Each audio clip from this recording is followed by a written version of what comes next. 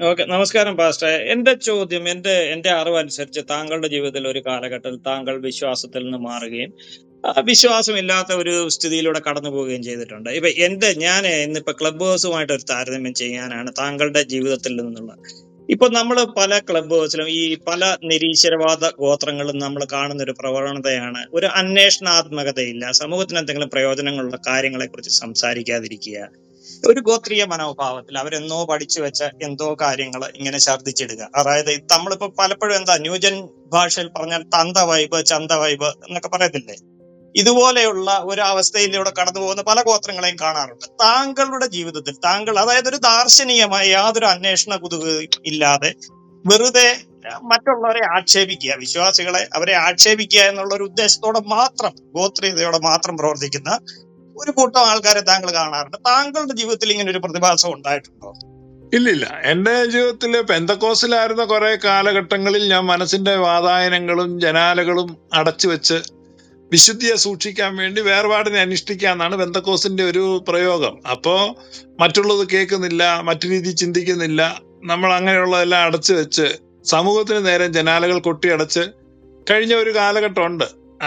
അത് കഴിഞ്ഞാൽ എനിക്ക് അങ്ങനെ ഇല്ല. കാരണം ഇപ്പൊ നമ്മൾ ഓപ്പൺ ടു ഓൾ ആണ്, ഓപ്പൺ ടു എവറിത്തിങ് ആണ്. എവിടെ ചേഞ്ച് ഉണ്ടോ, എവിടെ പുതിയ ആശയം ഉണ്ടോ, അതിനെ നമ്മൾ നോക്കും, അതിനെ പരിശോധിക്കും. അതാണ് പൗലൂസ് അപ്പോസ്തലൻ തിമോത്തിയോസിന് എഴുതുമ്പോ വ്യക്തമായി പറയുന്നുണ്ട്, സകലതും ശോധന ചെയ്ത് നല്ലതിനെ മുറുകെ പിടിക്കുക. അപ്പം you have to examine everything. അതാണ് as a responsible Christian we have to examine everything. അപ്പൊ എന്തിനോടെങ്കിലും നമ്മൾ മുഖം തിരിക്കുകയോ എന്തിന്റെയെങ്കിലും മുമ്പിൽ കഥകടക്കുകയോ ചെയ്യുന്നുണ്ടെങ്കിൽ അത് നമ്മുടെ ഭീരുത്വത്തിന്റെയും നമ്മുടെ ഉള്ളിലുള്ള ഗോത്രീയ ചിന്താഗതിയുടെയും ലക്ഷണമാണ്.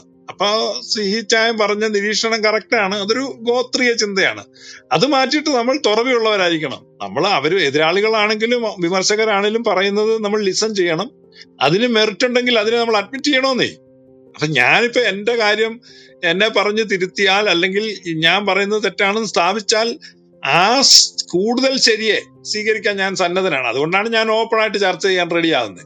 അതിന് ഭീരുത്വം ഉള്ളത് കൊണ്ടാണ് ഇവിടെ പല ആളുകൾ ഒളിച്ചും പാത്തും നടക്കുന്നത്, തലയിൽ മുണ്ടിട്ട് നടക്കുന്നത്. കൃത്യമായി പേരെണ്ണി പറഞ്ഞാൽ ഇവിടെ അനിൽ കൊടുത്തോട്ടം, അനിൽകുമാർ അയ്യപ്പൻ, വേറെ ശിവദാസൻ, അങ്ങനെ കുറെ തെമ്മാടികളും ഒക്കെ ഇവിടെ ഇങ്ങനെ റൂമിനെടുത്ത് അടച്ചിട്ട റൂമിൽ ഇരുന്ന് ഗീർവാണം പറയുക, വിഷം ഛർദ്ദിക്കുക, എന്നിട്ട് റൂം അടച്ചിട്ട് പോവുക. അവർക്കൊന്നും ധൈര്യമില്ല, ഓപ്പൺ അല്ല. ഞാനെന്ന് പറഞ്ഞത് ഞാൻ സ്വന്തമായിട്ട് റൂം വളരെ നേരത്തെ തുറക്കുമായിരുന്നു. ഏത് റൂമിലും പോയിരിക്കും, ആരോട് സംസാരിക്കാം.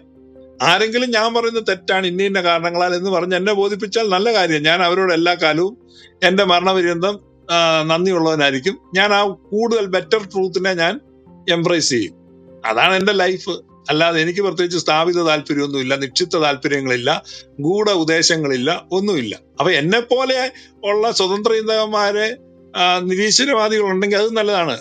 നിരീശ്വരവാദി എന്ന് പറയുന്നവനും സ്വതന്ത്ര ചിന്തകൻ എന്ന് പറയുന്നവനും ഈ സ്റ്റാൻഡേർഡ് കീപ്പ് ചെയ്യേണ്ടവരാണ്. നിർഭാഗ്യവശാൽ ഇവിടുത്തെ സ്വതന്ത്ര ചിന്തകൻ എന്ന് പറയുന്ന പല ആളുകളും ആ ഒരു സ്റ്റാൻഡേർഡ് കീപ്പ് ചെയ്യുന്നില്ല. അവരും മാളങ്ങളിൽ ഇരുന്ന് ഗോസിപ്പുകൾ പറഞ്ഞ് പരസ്പരം രസിക്കുന്നു, അല്ലെങ്കിൽ കുരങ്ങന്മാർ കൂടിയിരുന്ന് പരസ്പരം പേൻ നോക്കുന്നു, അല്ലെ പേൻ നോക്കി രസിക്കുന്നു എന്നുള്ളതാണ് കാണുന്നത്. അത് വളരെ ദൗർഭാഗ്യകരമാണ്. സമൂഹത്തെ നയിക്കേണ്ടവരും മുന്നിൽ നടക്കേണ്ടവരുമാണ് സ്വതന്ത്ര ചിന്തകര്. അവരൊരിക്കലും ഇങ്ങനെ പേൻ നോക്കുന്ന കുരങ്ങുകൂട്ടമായി അധപ്പതിക്കരുത് എന്നുള്ളതാണ് എനിക്ക് പറയാനുള്ളത്. ഇത്രയും പറഞ്ഞുകൊണ്ട് ഈ വാക്കുകളെ ചുരുക്കുന്നു. ജയ് ഹിന്ദ്.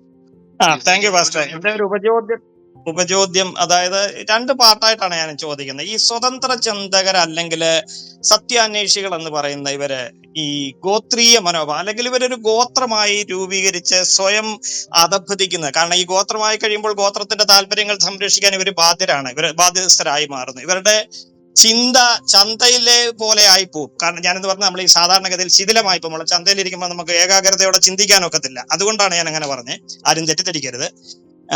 അപ്പൊ അങ്ങനെ ശിഥിലമായി പോകുന്ന കാരണം ഇവർക്ക് ശരിക്കും സത്യാന്വേഷണം നടത്താൻ സാധിക്കാത്ത ഒരു അവസ്ഥ വരികയും ഇവരെന്തിനു വേണ്ടി ഇറങ്ങി പുറപ്പെട്ടോ അത് പരിപൂർണമായിട്ട് ഇവർക്ക് നടത്തി എടുക്കാൻ സാധിക്കാത്തൊരു സ്ഥിതി വരും. അതുപോലെ തന്നെ ഈ സ്വതന്ത്ര ചിന്തകർക്ക് എക്സ്പയറി ഡേറ്റ് ഉണ്ടോ? ഉണ്ടെങ്കിൽ ഏത് പ്രായത്തിൽ ഇവർ റിട്ടയർ ചെയ്യണം? ഇത് രണ്ട് ചോദ്യം കൂടെ ഒരുമിച്ചൊന്ന് ഉത്തരം പറയാം. അത് ആരാണ് ഇന്നാള് ഇവിടെ പ്രായമായി പോയി എന്നാരോ പറഞ്ഞായിരുന്നു, ഈ കിളവനായി പോയി എന്നൊക്കെ പറഞ്ഞ് പരിഹസിച്ചേ. അപ്പൊ അതേപ്പറ്റി നമുക്ക് പ്രായത്തിന്റെ അടിസ്ഥാനത്തില് ഒക്കെയുള്ള വിവേചനം എന്ന് പറയുന്നത് ശരിയല്ല. അപ്പൊ അങ്ങനെ നമുക്ക് എങ്ങനെയാ പറയാൻ പറ്റുന്നത്?